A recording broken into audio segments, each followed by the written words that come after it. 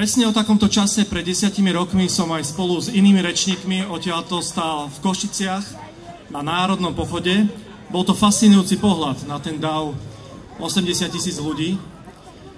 Vtedy v Košiciach sme všetci dúfali, že ten spoločný hlas, ktorý odtiaľ išiel a bol mimoriadne silný, aspoň trochu zmierni ten barbarský zákon, podľa ktorého 7 cm nenarodené dieťa v 12. týždni tehotenstva nemá vôbec žiadne ľudské právo na život. Žiaľ, odtedy prešlo 10 rokov a treba si realisticky povedať, že nič z toho nevyšlo, čo sme vtedy žiadali alebo po čo sme vtedy volali. Ani len najmenšie drobné kozmetické úpravy nevyšli.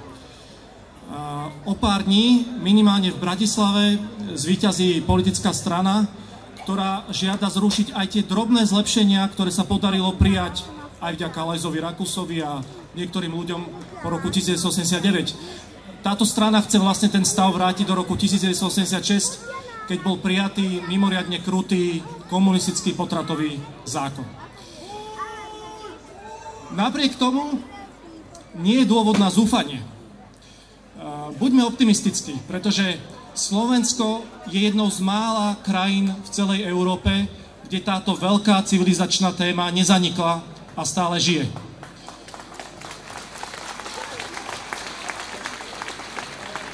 Počujeme to teraz na námestiach, je to počuť aj v médiách, je dôležité aj pre náš denník Postoj, stále hrá rolu aj v politike.